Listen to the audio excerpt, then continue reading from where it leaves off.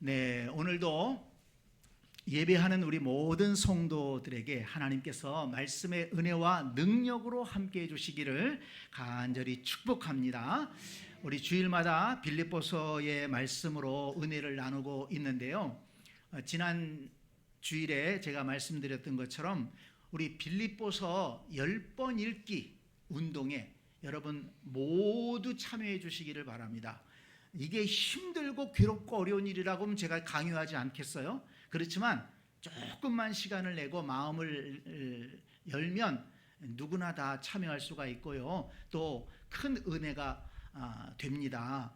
지난 주말에 우리 성도님들 가운데 5분이 10번씩 읽었다고 제게 카톡과 문자로 연락을 해오셨습니다. 제가 누구라고 이름은 밝히지 않겠습니다. 뭐 정모 집사님, 또 뭐 민모 집사님, 또 남모 집사님, 김모 권사님, 또 다른 김모 권사님, 뭐 이런 분들이 이렇게 연락을 해오셨는데, 이번 주간에는 아무튼 또 박모 집사님도 또 이모 집사님도 좀 연락을 해주시면 감사하겠고요. 혹시 남자분들은 한글을 잘 모르시나요? 한글을 잘 모르시면 제가 여기 진영초등학교를 소개해 드릴게요. 지금이라도 가셔서 좀 초등학교 과정을 마치시고 한글을 깨우치셔서 성경을 읽으시면 좋겠어요. 그러니까 한글을 읽을 수 있으신다면 성경을 읽으시고 함께 동참해 주시면 감사하겠고요. 또 어떤 분은 지혜롭게 이 개역 개정 이 성경도 읽으시고, 또 어떤 분들은 새 번역으로, 또 쉬운 성경으로, 이 다른 번역 성경이 있거든요. 이렇게 또 좀 나눠서 읽으셔도 좀 더 은혜가 되리라고 생각이 됩니다. 아무튼 좀 많이 동참하셔서 우리가 마지막 때에 붙잡을 수 있는 것은 성경 말씀입니다. 말씀이 내 속에 충만하게 있어야 내 속에서 나오는 게 은혜가 되는 거예요. 내 속에 집어넣은 게 없는데 뭐가 은혜롭게 나올 수 있겠습니까? 그러니까 말씀을 자꾸 내 속에 집어넣어야 돼요. 아이고 목사님 지금은 난 읽어도 잘 모르겠어요. 괜찮아요. 자꾸 집어넣다 보면요, 이게 쌓이다 보면 건드리면 나옵니다. 뭐가? 말씀이 나오게 돼 있어요. 그래서 이 말씀을 읽고 배우는 것이 참 중요합니다. 많이 동참해 주시기를 부탁의 말씀을 드립니다. 자, 오늘도 함께 읽은 본문 말씀을 중심으로 자족하기를 배우면 기뻐할 수 있습니다. 이런 주제로 말씀을 나누며 은혜를 나누고자 합니다. 자, 10절 말씀을 다시 한번 보세요. 내가 주 안에서 크게 기뻐함은 그랬습니다. 바울은 자신이 크게 기뻐하고 있다고 또 말하고 있습니다. 우리 앞에서도 나는 기뻐하고 기뻐한다 얘기했는데, 여기서도 보니까 나는 크게 기뻐하고 있다 이렇게 말씀하고 있습니다. 이번에는 무엇 때문에 크게 기뻐하고 있는 것일까요? 궁금하지 않습니까? 저도 궁금해서 이 본문 말씀을 여러 번 읽고 묵상해 보았습니다. 그랬더니 바울이 기뻐하는 이유 3가지를 발견할 수 있었습니다. 먼저 바울은 이번에도 주 안에서 크게 기뻐한다고 말씀했습니다. 주 안에 있기 때문에 나는 기뻐한다 이렇게 강조하고 있는 것입니다. 성도 여러분, 모든 사람이 다 같은 곳에 사는 것이 아닙니다. 아파트에 사느냐, 연립주택에 사느냐, 이걸 말하는 게 아닙니다. 주 안에 사는 사람이 있고 주 밖에서 사는 사람이 있다는 것입니다. 지금 여러분은 어디에 살고 계십니까? 바울처럼 주 안에 살고 있습니까? 아니면 주 밖에 살고 있습니까? 요한복음 1장 12절 말씀에 보니까 영접하는 자, 곧 그 이름을 믿는 자들에게는 하나님의 자녀가 되는 권세를 주셨나니 라고 말씀했습니다. 예수님을 영접하면 하나님의 자녀로 신분이 바뀐다는 것입니다. 또한 요한복음 5장 24절에서는 내 말을 듣고 또 나 보내신 이를 믿는 자는 사망에서 생명으로 옮겼느니라. 이렇게 말씀했고, 골로새서 1장 13절에서도 그가 우리를 흑암의 권세에서 건져내사 그의 사랑의 아들의 나라로 옮기셨으니라고 말씀했습니다. 옮기셨으니, 이것을 강조하고 있는데요, 예수 그리스도를 믿게 되면 신분이 변화될 뿐만 아니라, 신분이 바뀔 뿐만 아니라 존재의 자리가 옮겨진다는 것입니다. 존재의 자리가 바뀐다는 것입니다.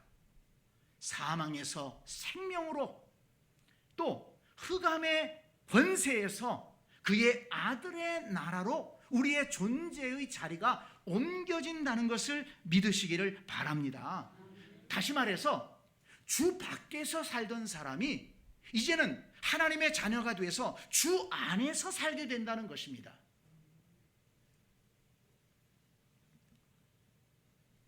여러분, 이것이 예수님을 믿고 구원받은 사람들이 누리는 신비한 은혜라는 것을 여러분 꼭 기억하시기를 바랍니다. 바울은 이러한 은혜를 날마다 깨닫고 누리며 살았던 것입니다. 여러분, 혹시 내가 예수를 믿으면서도 이 은혜를 잊어버리고 살지 않았습니까? 내가 예수 믿는다는 것이 어떤 의미가 있는지를 기억하면서 살아가고 있느냐 하는 것입니다.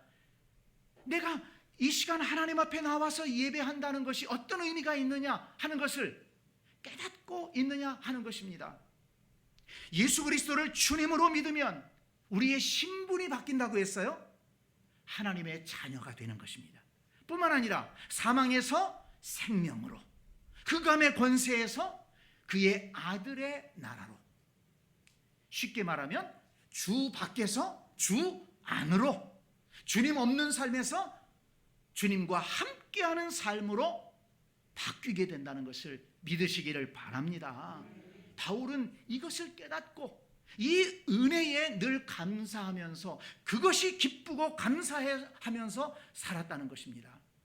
뿐만 아니라 예수님을 믿고 주 안에 속한 자에게 주시는 또 하나의 놀라운 은혜가 있는데요, 주 안에서 살아가게 되면 주님으로부터 은혜와 능력을 공급받아서 아름다운 열매들을 맺으며 살아갈 수 있게 된다는 것입니다.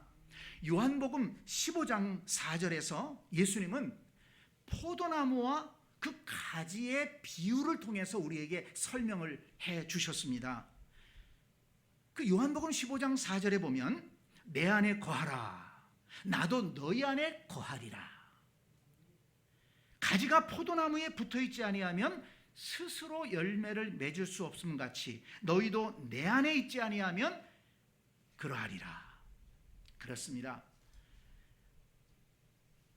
나무에 붙어있는 가지는 나무로부터 영양분을 공급받습니다. 그리고 잎도 피고 꽃도 피고 열매도 맺게 됩니다. 그런데 만약 가지가 교만해졌어요. 그래서 자기 스스로 잎도 피고 또 꽃도 피고 열매를 맺는 것으로 착각해서 나무에서 떨어져 나온다면 어떻게 되겠습니까? 열매는커녕 금방 말라버릴 것입니다. 땔감으로나 쓸 수 있을지 모르겠습니다. 그래서 요한복음 15장 5절에서 예수님은 말씀하셨습니다. 나는 포도나무요 너희는 가지라. 그가 내 안에 내가 그 안에 거하면 사람이 열매를 많이 맺나니 나를 떠나서는 너희가 아무것도 할 수 없음이니라. 그가 내 안에, 내가 그 안에 거하면 그 사람은 열매를 많이 맺는다. 무슨 말씀입니까? 주 안에 들어와 있으면 주님께서 은혜와 능력을 공급해 주셔서 아름다운 열매를 맺을 수 있게 된다는 것입니다. 이것이 주 안에 살아가는 사람들에게 주시는 하나님의 축복입니다. 주님께로부터 영적 에너지를 공급받아서 성령의 아름다운 열매들, 우리 삶의 복된 열매들을 우리가 맺으면서 살아갈 수 있다는 것입니다. 그런데 여러분, 바울이 바로 이런 은혜를 받으며 살아가는 거예요. 바울이 빌립보서에서 주 안에서라는 표현을 많이 사용하고 있거든요. 물론 빌립보서뿐만 아니라 바울 서신에 보면 주 안에서라는 표현을 많이 사용하고 있는데, 그만큼 바울은 지금 주님 안에 살아가고 있는 거예요.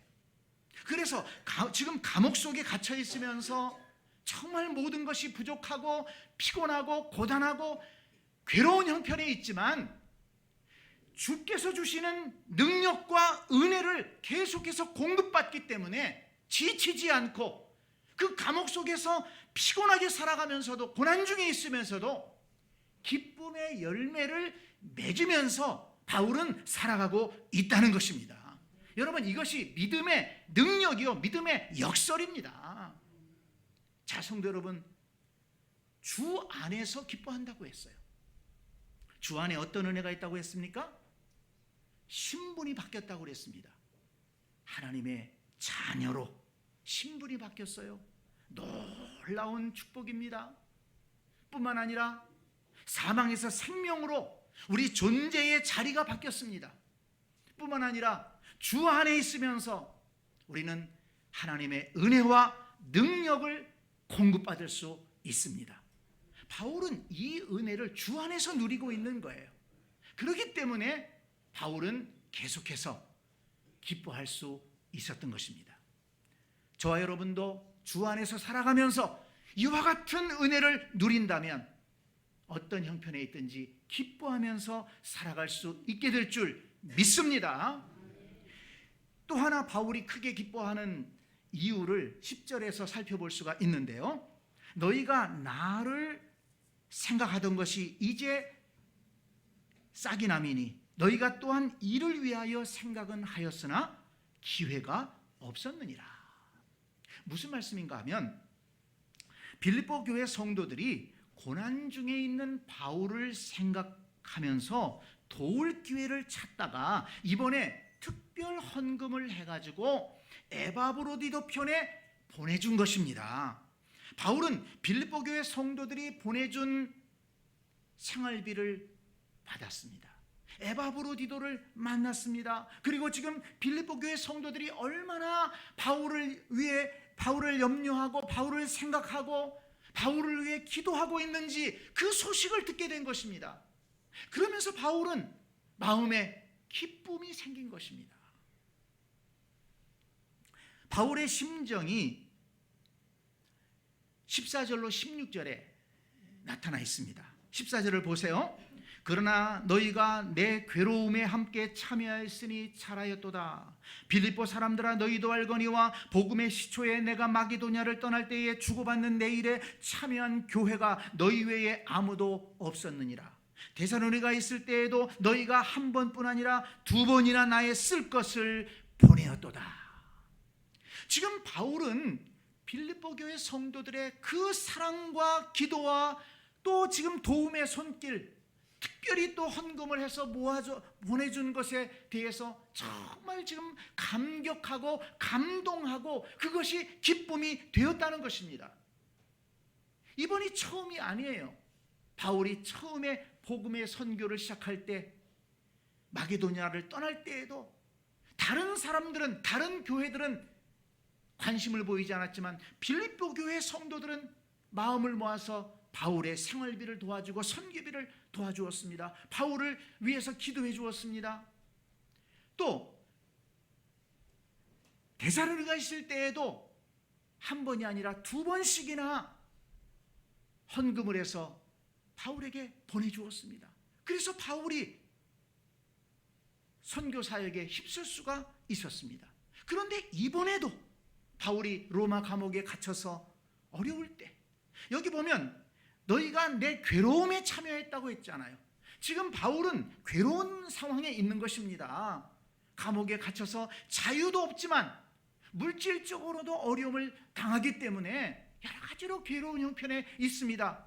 그런데 빌립보 교회 성도들이 자기를 생각해서 염려해 줄 뿐만 아니라 이렇게 물질로 후원해주고 생활비를 도와주니 얼마나 바울이 감사하겠습니까? 이처럼 자신을 잊지 않고 생각해주고 기도해주고 이렇게 물질로 후원해주는 이 빌립보 교회 성도들을 생각하니까 바울은 마음에 감동이 되고 그것이 기쁨이 된 것입니다. 전에도 말씀을 드렸지만 빌립보 교회 성도들과 바울은 서로를 생각하는 좋은 관계 속에서 신앙생활을 했었습니다. 빌립보서 1장 3절을 보면 내가 너희를 생각할 때마다 나의 하나님께 감사하며 간구할 때마다 너희 무리를 위하여 기쁨으로 항상 간구함은 그랬습니다. 바울은 목회자로서 빌립보 교회 성도들을 생각하며 기도할 때마다 그들을 위해서 감사함으로 기도한다고 했습니다.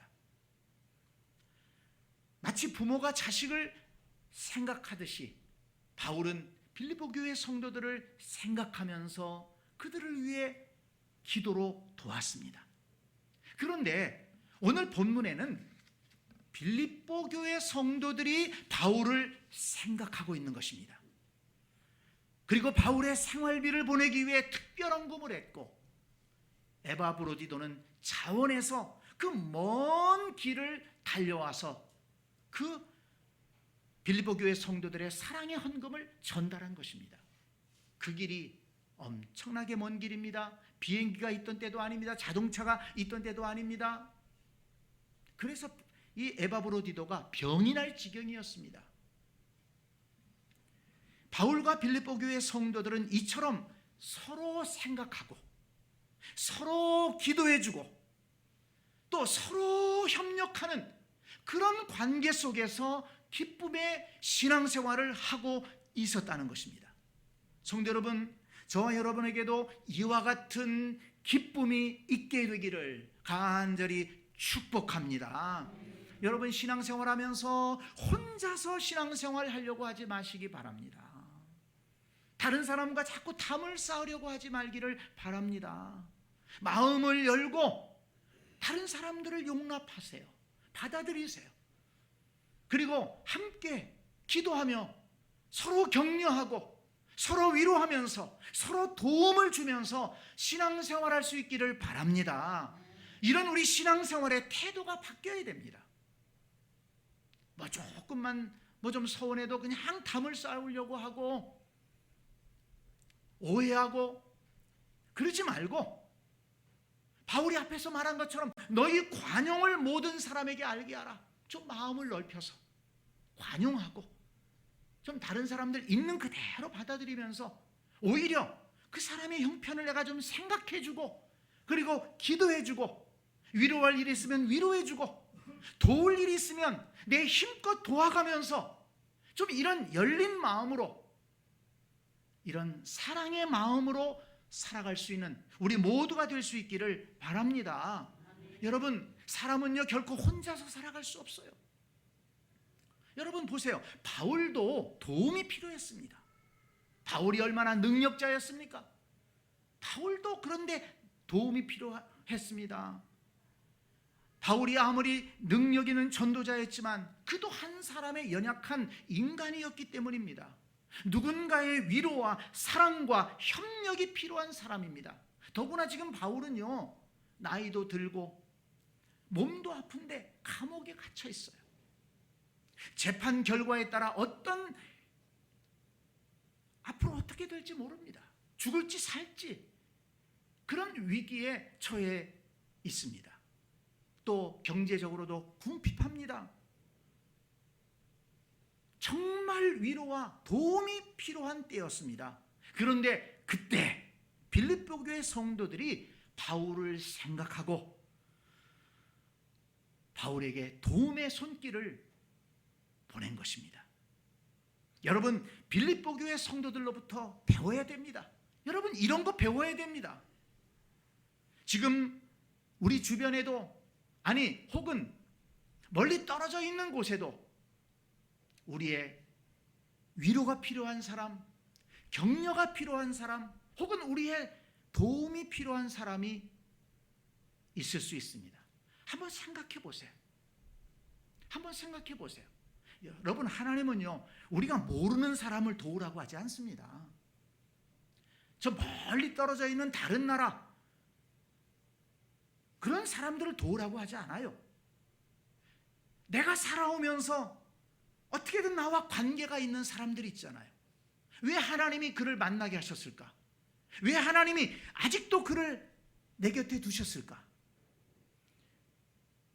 서로 사랑하고 서로 도우며 서로 위로하고 격려하고 서로 붙들어주면서 살아가라고 내 곁에 주신 줄 믿습니다.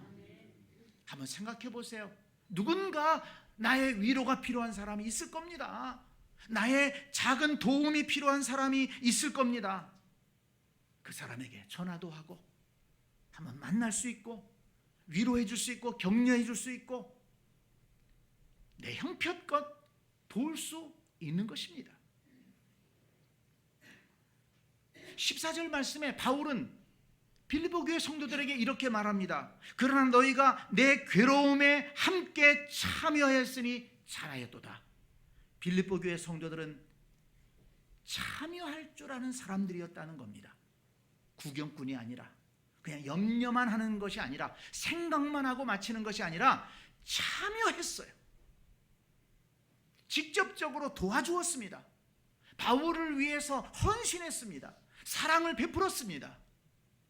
여러분, 어려운 일들을 보고 외로운 일들을 보고 그냥 생각만 하고 지나치는 사람이 아니라 염려만 하고 지나치는 사람이 아니라 참여하고 직접적으로 도움을 줄 수 있는 그런 헌신의 성도들이 될 수 있기를 간절히 축원합니다.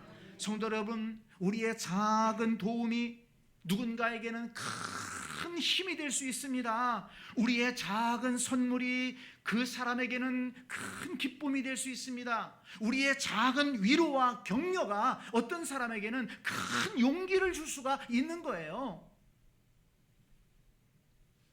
바울과 빌립보 교회 성도들처럼 서로 생각해주고 서로 기도해주고 서로 격려해주면서 서로 기뻐하는 삶을 살아간다면 그것이 바로 주님께서 우리에게 기대하시는 삶이 아니겠습니까?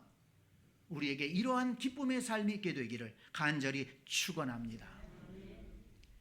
세 번째로 바울이 크게 기뻐할 수 있었던 것은 어떤 형편에든지 자족하기를 배웠기 때문이라는 것을 오늘 본문을 통해서 알 수가 있습니다. 자, 11절 말씀을 보세요. 내가 궁핍함으로 말하는 것이 아니니라. 어떠한 형편에든지 나는 자족하기를 배웠노니 나는 비천에 처할 줄도 알고 풍부에 처할 줄도 알아. 모든 일 곧 배부름과 배고픔과 풍부와 궁핍에도 처할 줄 아는 일체의 비결을 배웠노라. 바울은 여기에서 배웠다는 것을 두 번씩이나 강조하고 있습니다. 무엇을 배웠습니까? 자족하는 것을 배웠다는 것입니다. 여러분, 이런 거 배웠습니까? 바울은 자족하는 것을 배웠다는 거예요. 자족이라는 것은 어떤 형편에 있든지 흔들리지 않고 만족하며 살아가는 태도를 말합니다. 바울은 풍부할 때에도 교만하지 않았습니다. 그리고 궁핍할 때에도 낙심하지 않고 자족하며 감사하며 살아가는 일체의 비결을 배웠다는 것입니다. 그렇기 때문에 바울은 로마 감옥에 갇혀 있으면서도 어려움을 겪고 있으면서도 흔들리지 않고 믿음의 자리를 지키고 감사하며 기뻐할 수 있었다. 이렇게 고백하고 있는 것입니다. 그렇다면 여러분, 바울은 이 귀한 삶의 태도를 어디서 배웠을까요? 누구에게 배웠을까요? 짐작이 가십니까? 빌립보서 2장 5절을 보면 바울은 이렇게 권면합니다. 너희 안에 이 마음을 품으라. 곧 그리스도 예수의 마음이니. 그리스도 예수의 마음이 어떤 마음입니까? 거기 6절에 나오지 않습니까? 그는 근본 하나님의 본체시나 하나님과 동등됨을 취할 것으로 여기지 아니하시고 오히려 자기를 비워 종의 형체를 가지사 사람들과 같이 되셨고 사람의 모양으로 나타나사 자기를 낮추시고 죽기까지 복종하셨으니 곧 십자가에 죽으심이라. 그렇습니다. 예수님에게서 배운 것입니다. 성도들에게 너희 안에 그리스도 예수의 마음을 품으라고 했는데 바울 자신도 예수님의 마음을 품고 지금 살아가고 있는 것입니다. 예수님은 근본 하나님의 본체로서 영광스러운 자리에 계셨습니다. 그렇지만 자기를 비워 종의 형체를 가지사 사람들과 같이 되셨고 또 자기를 낮추시고 십자가에 죽기까지 복종하셨습니다. 그러면서도 불평하지 않고 누구를 원망하지 않고 흔들리지 않고 십자가를 지시고 메시아의 길을 가셨다는 것입니다. 예수님을 통해서 바울은 배웠습니다. 풍부에 처할 줄도 알고 비천에 처할 줄도 알고 어떤 형편에 처하든지 흔들리지 않고 믿음을 지키고 자기의 갈 길을 가는 그 삶의 일체의 비결을 배웠다는 것입니다. 바울은 잘 나갈 때가 있었습니다. 바울은 능력 있게 복음을 전해서 많은 사람들이 주님께로 돌아왔고 교회를 세우고 사람들이 바울을 칭송했습니다. 바울이 기도하면 막 병든 자들이 나았습니다. 많은 사람들이 바울을 따랐습니다. 그러나 그때에도 바울은 교만하지 않았습니다. 어떻게 해요? 예수님을 배웠기 때문입니다. 풍부에 처할 줄도 알고 풍부에 처하지만 방탕하지 않고 교만하지 않고 넘어지지 않았습니다. 또한 바울은 힘들고 어려울 때 십자가의 예수님을 생각하며 믿음의 자리를 지킬 수 있었습니다. 골로새서 1장 24절에 보면 바울은 이렇게 고백합니다. 나는 이제 너희를 위하여 받는 괴로움을 기뻐하고 그리스도의 남은 고난을 그의 몸된 교회를 위하여 내 육체에 채우노라. 아니, 괴로움이 기쁠 수 있습니까? 근데 바울은 너희를 위하여 받는 괴로움을 기뻐한다 그랬어요. 바울이 괴로움을 기뻐하는 것은 그 괴로움이 의미 없는 괴로움이 아니라는 것입니다. 바울은 지금 고난을 당하고 있지만 그것이 그리스도의 몸된 교회를 위해서 당하는 고난이고 그리스도의 남은 고난을 채우는 것이다. 이런 마음을 가졌기 때문에 바울은 고난도 영광이요 기쁨이 될 수가 있었던 것입니다. 잘 나갈 때도 예수 그리스도의 겸손을 배워서 교만하지 않을 수 있었고 고난을 당할 때도 예수 그리스도의 낮아지심을 배워서 낙심하지 않을 수 있었습니다. 그런데 여러분, 바울의 이러한 배움이 바울을 능력 있는 신앙인으로 변화시켰다는 것입니다. 13절 말씀을 보세요. 내게 능력 주시는 자 안에서 내가 모든 것을 할 수 있느니라. 예수님에게서 비천에 처할 줄도 알고 풍부에 처할 줄도 아는 일체의 비결을 배운 바울은 어떤 상황 속에서도 변함없이 믿음을 지키고 감사하면서 달려갈 수 있는 그런 신앙의 능력자로 변화되었다는 것입니다. 여러분, 이 13절 말씀을 오해하지 말기를 바랍니다. 저도 이전에 이 13절 말씀을 조금 잘못 생각했던 때가 있었습니다. 물론 그것이 전적으로 잘못된 것은 아니죠. 주님께서 우리에게 능력을 주시면 우리가 모든 것을 감당하며 나갈 수 있지 않겠습니까? 그러나 여러분, 여기 13절에서 지금 말씀하고 있는 능력이라는 게 뭐냐는 거예요. 주님께서 우리에게 초능력을 주셔서 그냥 모든 것을 다 감당할 수 있다, 이런 말씀일까요? 이 본문의 맥락으로 보면 그것이 아닙니다. 이 말씀 가운데 나오는 능력이라는 것은 풍부하게 되었다고, 잘 나간다고 해서 교만하지 않고 겸손한 태도를 지켜가는 능력입니다. 비천하게 되었다고, 어렵고 힘든 상황이라고 낙심하거나 좌절하지 않고 견뎌내면서 자기의 갈 길을 가는 능력입니다. 주님은 그 능력을 주시는 분이십니다. 바울은 주님께로부터 그 능력을 받았습니다. 아니, 그 능력을 배웠습니다.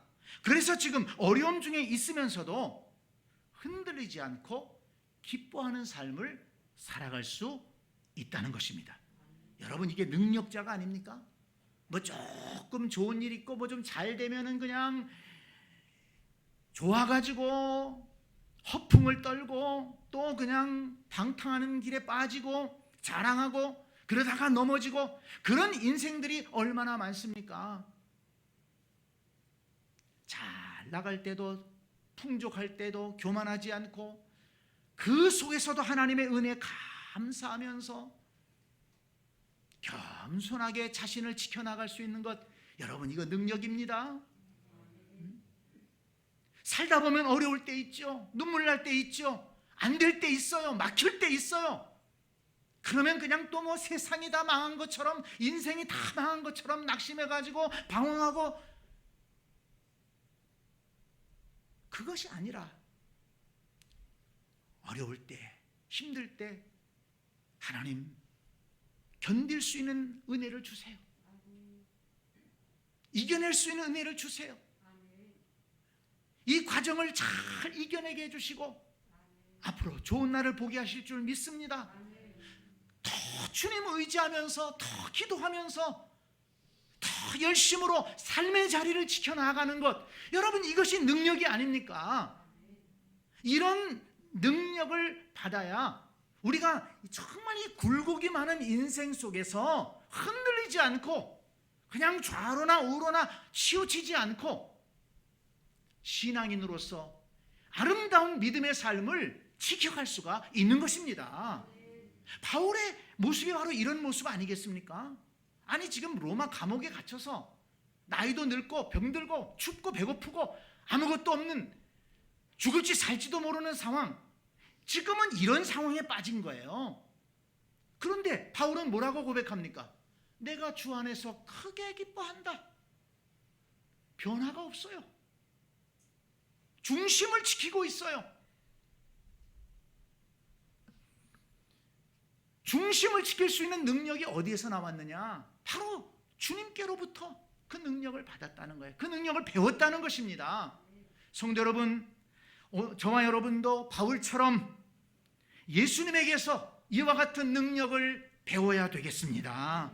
우리도 바울처럼 비천에 처할 줄도 알고 풍부에 처할 줄도 아는 일체의 비결을 배운다면 바울처럼 어떤 상황에서도 견뎌낼 수 있는 능력 있는 그리스도인으로서 변화될 수가 있고, 그래서 바울처럼 항상 기뻐하는, 기쁨의 삶을 유지해 나갈 수 있는, 지켜갈 수 있는 그런 능력 있는 그리스도인들이 될 줄로 믿습니다. 말씀을 정리합니다. 오늘 바울이 크게 기뻐한다고 그랬는데 뭐 때문에 또 기뻐하는가 봤더니 주 안에서 기뻐한다. 주 안에서 누리는 은혜와 그 축복과 능력을 생각하니까 바울은 기뻐할 수 있었습니다.